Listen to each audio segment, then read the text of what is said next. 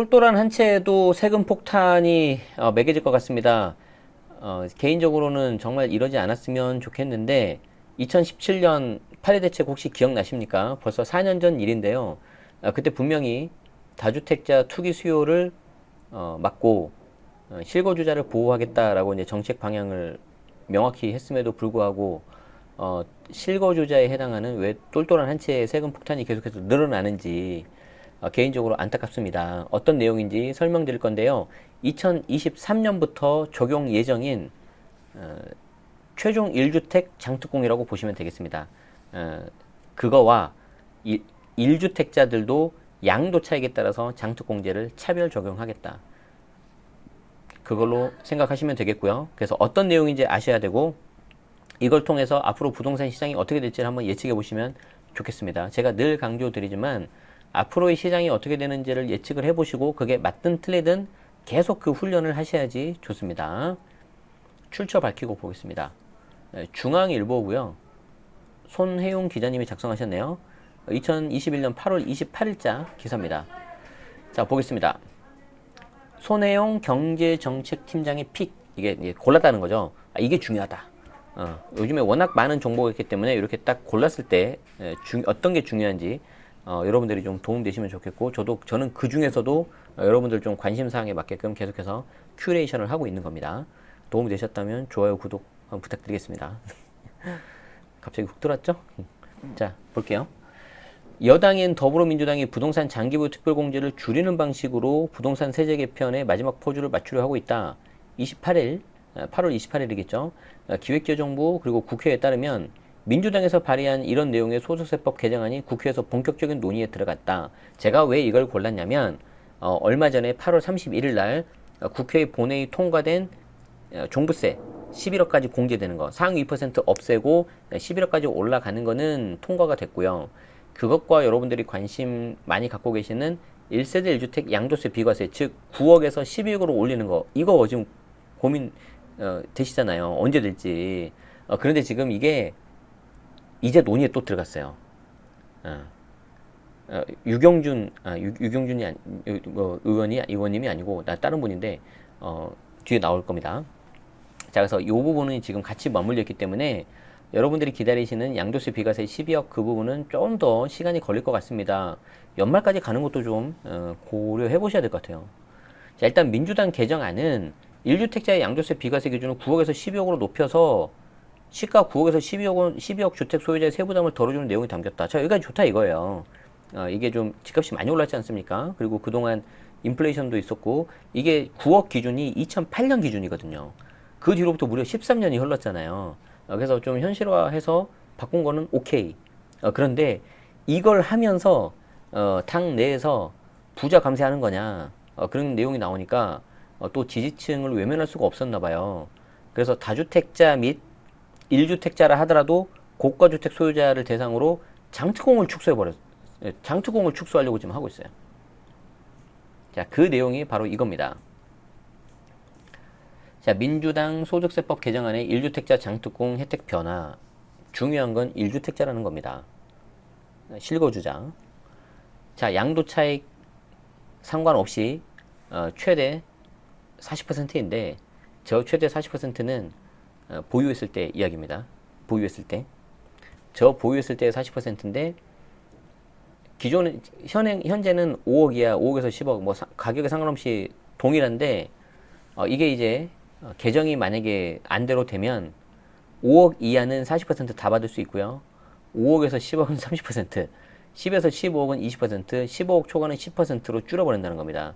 그럼 여기에 이제 거주했을 때 또 붙는 40%가 있어요.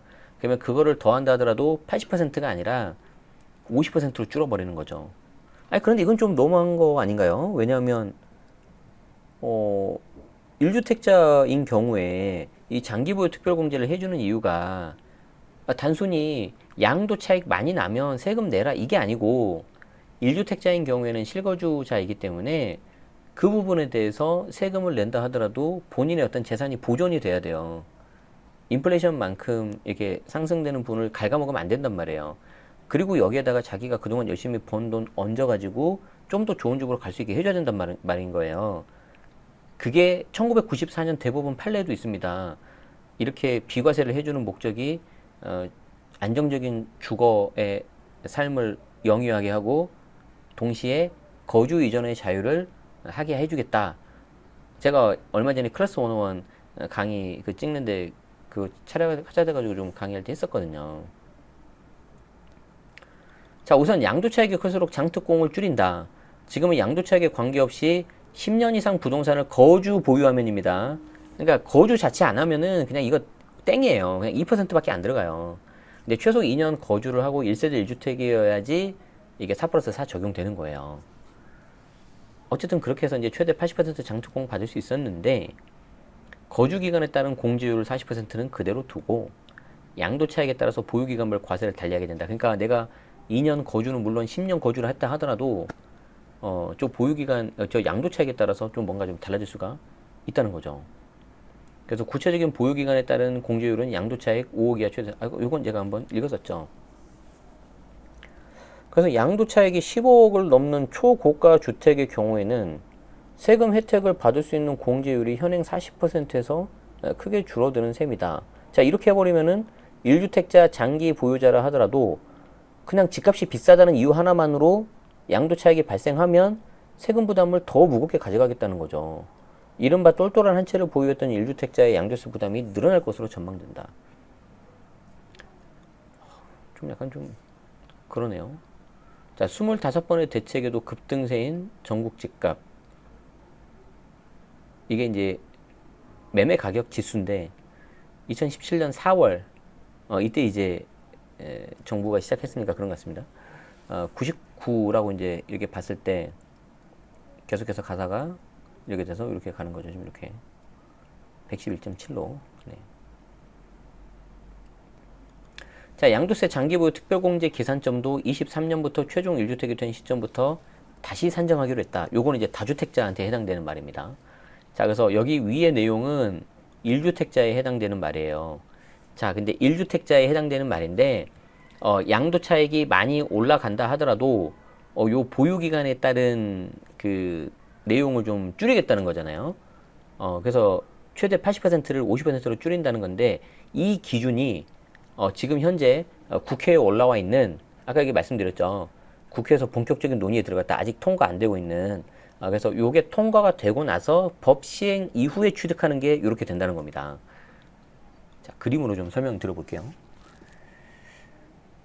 자, 지금 여러분들이 관심사항이 지금 요거거든요. 종부세도 종부세지만 지금 1세대 1주택 비과세 이게 이제 9억에서 12억으로 가야 되잖아요. 그래서 12억으로 일단 한다고 했어요. 근데 아까 말씀드린 것처럼 당내 지지 세력들을 좀 감안해서 좀 고려해서인지 장특공 축소를 좀 하거든요. 이 장특공 축소가 두 가지가 있어요. 첫 번째가 조금 전에 본 1주택자 이거 양도 차익 줄이겠다는 거예요. 그리고 두 번째가 이 다주택자들 최종 1주택 개념이 들어가는 거거든요, 이게.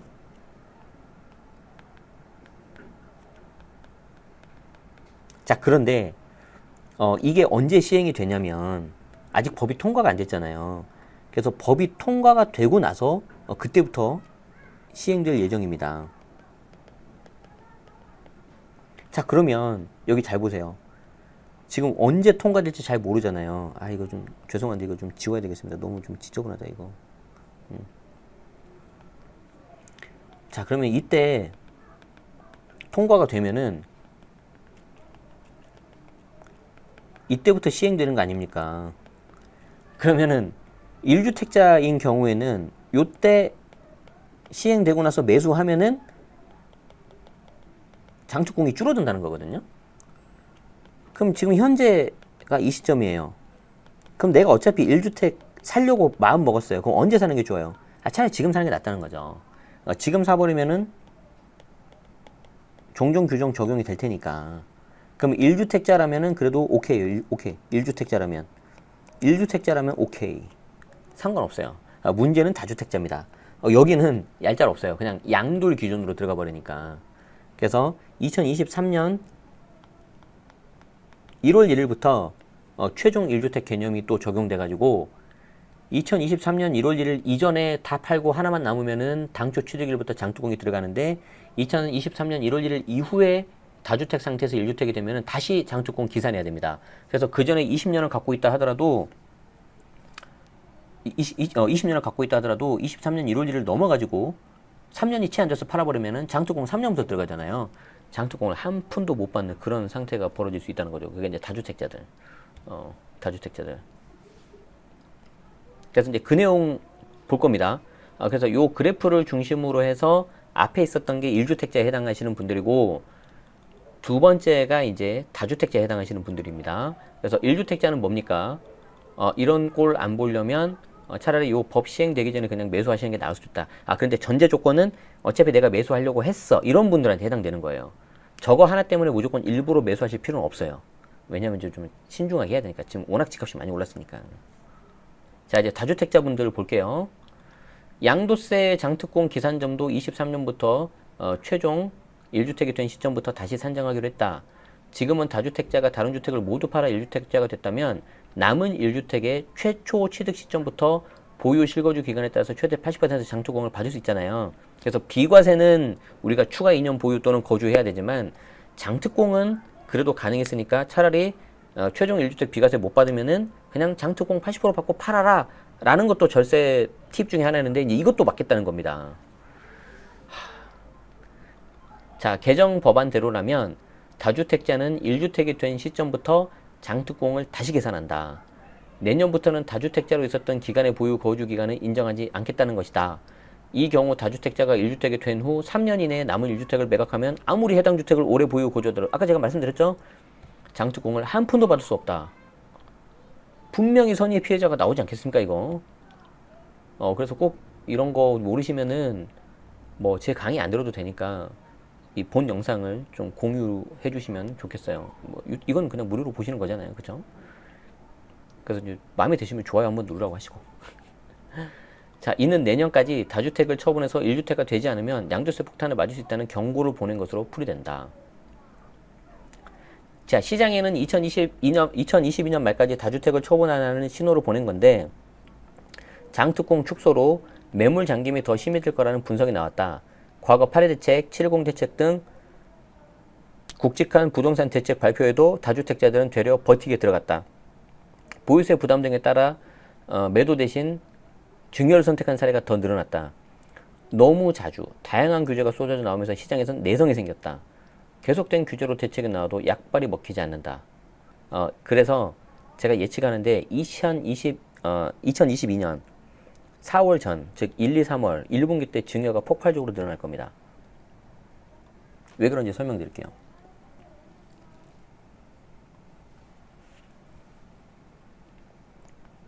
자, 이것 때문에 그렇습니다. 자, 2023년 1월 1일이 되면 현재 나와 있는 것처럼 진행된다고 한다면 첫 번째, 장특공이 줄죠. 다주택자들인 경우에. 그러니까 그 전에 팔으라는 거 아닙니까? 그쵸? 두 번째 뭐가 있습니까? 증여취득세 실거래가 반영. 이거 지난번에 기사도 제가 한번 설명드렸고 이장훈 세무사님 나와서도 말씀하셨잖아요. 2023년 1월 1일은 요 두 개가 들어가요. 지금 요 두 개가 들어갑니다. 자, 그러면 현재 지금 시간이 어떻게 되죠? 2021년 9월. 자, 그럼 요 기간 동안에 정부가 예상하는 거는 팔아라. 그래서 매물 좀 나오게 하자. 그래서 좀 가격을 좀 떨어뜨리자. 지금 이 전략이잖아요. 자, 전략 통했습니까? 안 통했습니까? 안 통했죠? 제가 올해도 말씀드렸잖아요. 6월 1일 되면은, 올해 6월 1일 되면은 양도세 중과가 더 늘어나고 보유세가 더 강화되는데 저는 그것 때문에 물건이 나오는 거 절대 없을 거라고 저는 말씀드렸어요. 그런데 몇몇 분들은 그것 때문에 막 부동산 가격 폭락한다고 했었는데 역시 결과는 여러분들이 아시는 그거죠. 자, 그래서 내년에도 좀 비슷하게 갈 가능성이 높아요. 비슷하게. 자, 그런데 내년에 뭐가 있죠? 대선도 있지만 2022년 4월 달에 공시가격이 확정이 되잖아요. 공시가격은 무조건 올라요. 왜 그러냐면, 왜 무조건 오르냐면 두 가지 이유에서 그러는데 가격이 오를 가능성이 높다. 자, 그런데 이거는 퍼센테이지입니다. 퍼센테이지. 확률입니다. 확률. 안 올라갈 수도 있어요. 그런데 더 확실한 건 뭐냐면 정부의 공시 가격 현실화 로드맵 때문에 얘는 무조건 올라요. 예를 들어서 현재 집값이 공시 가격이 70%인 뭐 한 중저가 아파트 있다. 이거 2027년까지 90% 올린다는 거거든요. 그럼 얘 뭐 75, 80 이렇게 갈 거 아닙니까? 집값이 그대로 있더라도 공시가는 무조건 오르게 돼 있어요. 자, 그러면 다시 봐요. 2023년에 요걸 닥치는 사람들이 어떻게 하겠습니까? 아유, 내가 저 다주택 갖고 있어서 장도금을 못 받는다고 야금 차라리 증여해버려. 아유, 취득세 내가 증여하려고 했더니 실거래가로 한다고 야금 빨리 증여해. 공시가 올라가기 전에. 그러면은 언제 증여가 늘어나겠어요? 당연히 요 4월 되기 전에 요때 늘어나겠죠, 증여가. 이거는 누가 봐도 뻔한 거잖아요. 뭐 아주 복잡한 머리를 쓸 필요 없잖아요. 그쵸? 그냥 상식적으로 생각하면 돼요.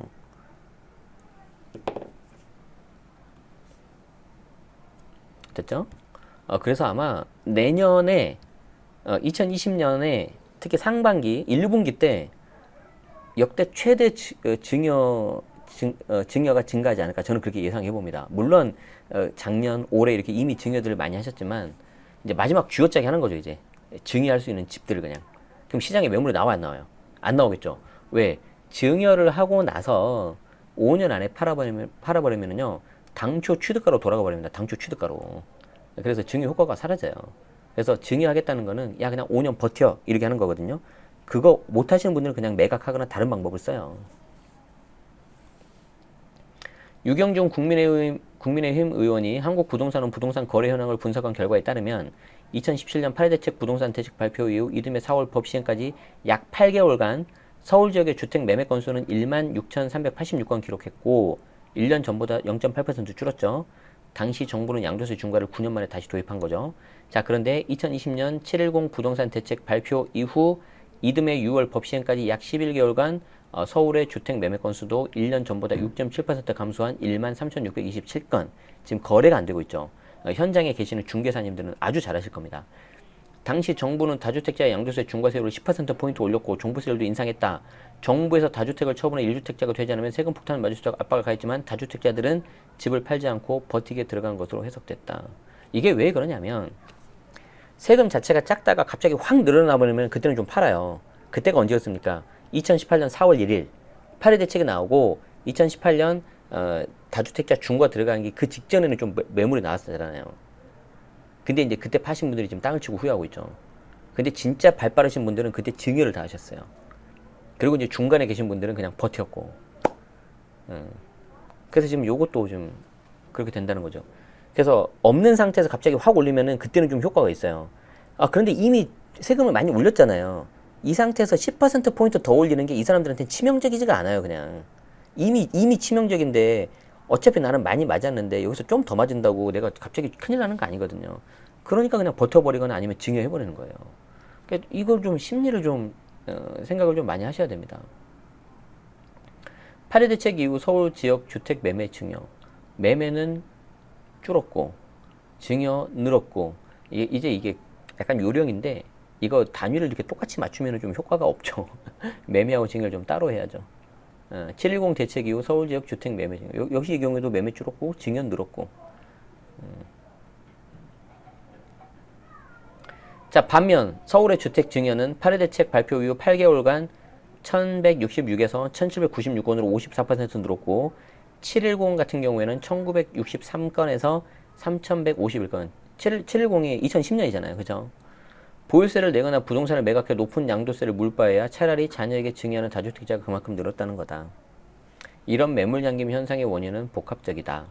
공급 부족으로 아파트 가격이 더 오를 거라는 예상, 매각 시 양도세 중과에 따른 세금 부담, 거래 절벽에 따른 매도 어려움 등이 배경으로 꼽힌다. 그래서 종합적으로 봤을 때 한다는 거죠. 이에 따라 거래량은 줄고 아파트 가격은 급등하는 현상이 지속하고 있다. 정부의 대대적인 부동산 대책 발표 이후에 오히려 증여가 급증하고 거래가 감소했다는 것은 정부 대책에 전혀 효과를 내지 못하고 시장에 불신만 초래하고 있다는 증거다. 정치적으로는 집값에 따라서 국민을 갈라치게 하고 경제적으로는 세금을 뽑아내기 위한 수단으로 세제를 사용한 게 아닌가 싶다라고 유경준 국민의힘 의원이 비판을 했네요. 시장이 원하는 주택 공급이 부족한 상황에서 이처럼 세부담을 늘리는 것만으로 매물을 끌어낸다는 정책은 한계가 있다. 하지만 더불어민주당의 스탠스에는 변함이 없다. 자, 부동산 대책 말 한번 볼까요? 내년 4월까지 시간을 드리겠다. 사는 집이 아니면 파셔라. 2017년 8월. 2018년 9월 5일. 모든 국민이 강남에 살아야 할 이유도 없고 거기에 살고 있기 때문에 드리는 말씀. 제가 밑에는 안 읽겠습니다. 제가 왜 안 읽는지를 아시겠죠? 뭐 이거는 그냥 눈으로 보여드리겠습니다. 심교훈 건국대 부동산학과 교수는 주택가격은 계속 오르고 있고 집을 팔더라도 장기 보유해야 되는 혜택이 줄다 보니까 다주택자가 집을 내놓을 요인이 사라지게 됐다. 내년 대통령 선거 이후 부동산 정책 변화에 대한 기대만 더 커지면서 매물 잠김 현상만 심해질 거다. 세제는 세입 세출 예산, 장단기 효과를 고려해서 신중하게 해야 되는데 기재부 협의도 거치지 않은 여당의 오락가락 개편으로 양도세 등이 누더기가 되고 있다. 요거를 좀 참고 말씀으로 말씀드립니다. 자, 이쯤에서 저의 뇌피셜 하나를 좀 말씀드리도록 하겠습니다. 저의 개인적인 뇌피셜이기 때문에 혹시 뭐 듣기 싫다거나 불쾌하신 분들은 안 들으셔도 됩니다. 그런데 들어보시면 공감하실 수도 있을 겁니다. 자, 잘 보십시오. 좀 이렇게 스탠스를 이렇게 나눠볼 필요가 있어요. 다주택자가 있고요. 1주택자가 있습니다. 그리고 이제 무주택자가 있습니다. 다주택자는 다주택자들 나름대로 지금 화가 나 있고요. 1주택자는 1주택자 나름대로 좀 불쾌할 겁니다. 무주택자는 그 상실감이 얼마나 크겠습니까? 자, 그런데 지금 다주택자들 같은 경우에는 보유세를 계속해서 올려버리고 있거든요. 자, 보유세를 계속해서 올려버리고 있으니까 이 사람들이 할 수 있는 게 매각, 임대주택 등록, 아니면 증여밖에 없어요. 자, 근데 매각을 하려니 세금이 너무 많이 나오고 등록을 하려니 아파트는 막혀버렸죠. 그래서 현실적으로 증여밖에 없는 겁니다. 그래서 현실적으로 증여밖에 없는 거예요. 자, 증여가 된다는 것은 무슨 말입니까?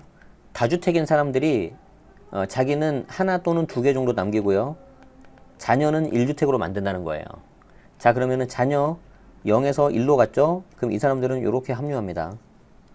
자, 그리고 자기가 두 채 이상 가지고 있으면 상관없는데 다 팔고 하나만 남겨요. 또 똘똘한 한 채로 가요. 그럼 어떻게 되죠? 또 1이 갑니다. 맞죠? 자, 무주택자들은 일부 0에서 또 1로 갑니다. 지금 이렇게 세금 폭탄이 나오는데 다주택 가겠습니까? 자, 그러면 다시 1로 갑니다. 이렇게. 그리고 0에서 0으로 가신 분도 계시겠죠. 이분들은 계속 이제 임차로 계셔야 되겠죠. 자, 그러면 보세요. 다주택자들이 똘똘한 한 채를 선호하고 1주택으로 되고 여기 1주택은 그냥 계속 1주택 가는 거죠. 집값이 오른다고 기분은 좋지만 팔 수 있어요? 못 팔죠. 내렸다고 기분 나쁘지만 팔 수 있냐고요? 못 판단 말이에요. 자, 그럼 어떻게 되냐? 이런 식으로 될 겁니다. 대부분이 1주택자가 될 겁니다. 그리고 일부 다주택자가 있을 겁니다. 좀 버틸 수 있는 사람들. 그리고 여기 무주택자들이 굉장히 많을 겁니다. 자, 그러면 그 다음에 정부가 하는 게 뭔지 아세요? 그 다음에 정부가 하는 게 뭔지 아세요? 제가 이미 답을 말씀드렸는데 이거예요. 네, 그렇게 해서 이렇게 딱 꽂으면 돼요. 어차피 이 상황 돼도 버티는 사람들은요, 진짜 돈 많으신 분들이 이분들은 이제 여기는 그냥 신경 안 써요. 요쪽으로 빱니다. 그 중에 하나가 공시가격 현실화 로드맵. 그래서 제가 장담하는데 정부 정책이 아무리 뭐가 나온다 하더라도 절대 여기에 대해서는 변경 안 할 겁니다. 공동주택이면 2030년, 단독주택이면 2035년까지 90%로 만들어버리는 게 현재 공시가격 현실화 로드맵이에요. 그렇게 해서 이렇게 쭉쭉 하는 거죠. 그런 방향으로 갈 가능성이 높습니다.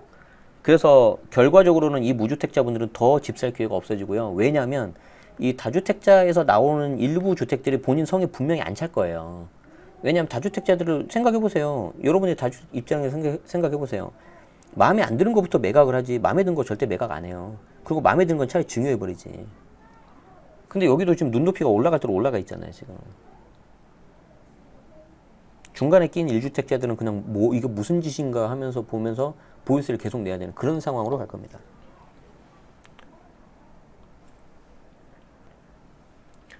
그 중에 이제 보유세가 올라가면 도저히 그거 못 버티고 내려가는 사람들이 생기겠죠. 다주택에서 1주택자가 되거나 1주택에서 무주택으로 되거나. 그리고 집을 갖고 있는 사람들은 더 많은 보유세를 내야 될 겁니다. 그 사람들이 없어지는데 계속해서 뭔가 재원은 나와야 되잖아요. 굉장히 무섭죠. 예. 굉장히 무섭죠. 그래서 그냥 제 뇌피셜에서만 그냥 끝나기를 바랍니다. 예. 제 뇌피셜은 그냥 뇌피셜에서 그냥 끝나기만을 바라겠습니다. 자, 어쨌든 제 그냥 개인적인 이야기는 패스하시고요. 여러분들한테 드리고 싶은 말씀은 1세대 1주택 비과세 이 부분에 대해서는 아직 좀 국회에서 논의 중이다.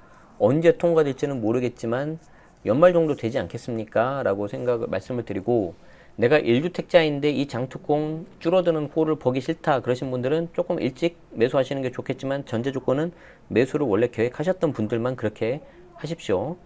무조건 그렇게 하지 마시고, 그리고 다주택자이신 분들은 23년 전까지 집을 다 팔아야지 장특공을 받을 수 있다는 건데, 이제 뭐 몇 가지 갈림길이 있겠죠. 그냥 버틴다. 아니면은 장특공 그냥 포기하고 판다. 어차피 나는 양도세 중과니까 장특공 못 받으니까 상관없다. 뭐 이런 경우가 나올 수 있을 거예요. 경우의 수가 좀 복잡하게 나올 겁니다. 그런 부분들은 제가 좀 정리가 되는 대로 우리 멤버십 특강이라든지 아니면 저희 이제 제가 한 10월 중에 이제 저희 정규 과정 10기 이제 모집할 거거든요.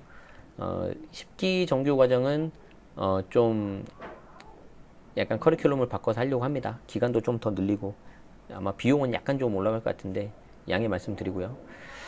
그래서 그런 식으로 좀 해가지고 계속해서 좀 소통하고 좀 그런 식으로 하려고 합니다. 1개월로는 좀 짧더라고요. 여기 지금 우리 멤버십 분들 중에도 정규과정 수강생이 있는데 한 달 해보니까 너무 벅차다고 하셔가지고. 자, 이렇게 좀 해보도록 하겠습니다. 제가 이 내용 관련된 내용이 이제 국회에서 논의가 되고 법안이 상정이 되고 최종 통과가 되면은 최대한 빨리 저희 텔레그램 채널이라던가 유튜브에서 말씀드릴 테니까 필요하신 분들은 구독하시고 알림 설정 해 놓으시면은 편하게 받아보실 수가 있을 것 같습니다. 그리고 이제 제가 요즘에 최근에 영상을 많이 하다 보니까 물론 이 영상을 좋아하시는 분도 계시지만 또 그래도 텍스트를 좋아하시는 분들이 계세요. 가독성이 좀 높고 해야 되니까.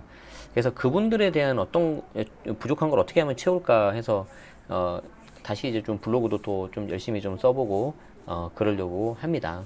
그래서 블로그가 또 잘 되고 하면 그래도 블로그가 이제 제가 계속해서 했었으니까 좀 다른 것도 좀 뭔가 계획하고 있는데 그쪽에서 이제 같이 협업이 되면 해보려고 합니다. 어쨌든 이 모든 게 여러분들께서 그동안 많이 이렇게 응원해 주시고 도와주신 덕분이라고 생각해서 너무 감사드리고요. 예. 그래서 이제 제가 거기에 대해서 좀 보답드릴 수 있는 거는 최대한 초심 잃지 않고 계속 이제 여러분들 도움 드리는 그렇게 하는 게 제 역할이라고 생각을 합니다. 저는 비구름이니까요. 네, 오늘 긴 시간 함께 해주신 분들 감사드리고 1부하고 2부로 나눠서 해봤습니다. 영상은 나눠서 올라갈 겁니다. 그래서 하나 영상에 기사 하나 좀 심도 있게 해석하는 컨셉으로 계속 가려고 하고요. 앞으로 라이브는 제가 특별한 게 없으면 기사 한 2개 정도씩 이런 식으로 하려고 합니다. 그래서 필요하신 분, 참여하신 분들은 앞에만 듣고 가셔도 되고 뒤에만 듣고 가셔도 되고 뭐 당장 라이브 참여 못 하시는데 전체 듣고 싶다 하시는 분들은 멤버십 가입하시는 것도 방법이 되겠습니다. 네, 여러분 감사드리고 이제 또 내일이면 금방 또 이렇게 금요일 되죠. 또 주말 되니까 즐거운 주말 보내시기 바라고, 이제 저는 겨우 이제 좀 급한 거 이제 마무리가 돼가지고 조금 한숨 돌리게 됐습니다. 그걸 좀 기념하기 위해서 오늘 저녁에는 저희 주니어하고 재밌게 놀고 간만에 피아노 연습 좀 해야 될 것 같습니다. 내일 레슨 받아야 되는데. 알겠습니다. 여러분들도 편한 저녁 시간 되시고 행복하시기 바라겠습니다. 여기서 마치겠습니다. 궁금하신 거는 멤버십 분들은 댓글로 좀 할게요. 제가 좀 지금 피드백 못 드리는 거 양해 바랍니다. 여기서 마치겠습니다. 빠이빠이.